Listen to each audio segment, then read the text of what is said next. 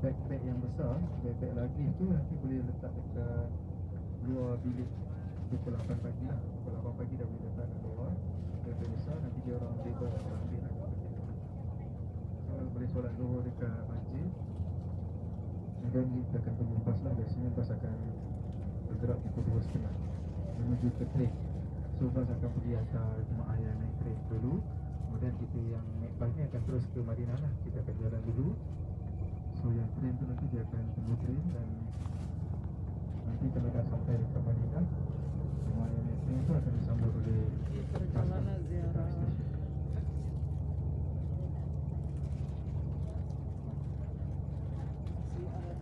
So hari ni kita dah selesai dah berziarah. Tak ada tempat lain dah. Kita akan terus ke hotel lah, balik hotel. Dan untuk program pun tak ada program pun dah. Besok pun kita tak pergi tak itu sebab sebab tak cukup korang. Tapi tak apa, kalau ada yang buat umrah nanti boleh naik taksi.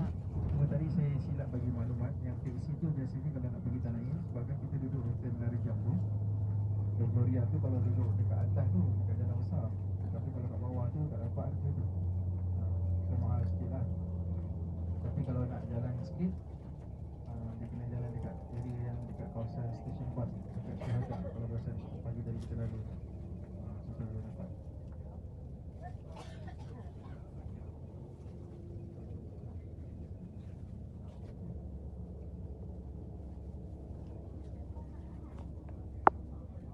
So dah tak, kalau dah tak ada apa-apa program tu, boleh lebih banyakkan maksudnya fokus dekat masjid je lah.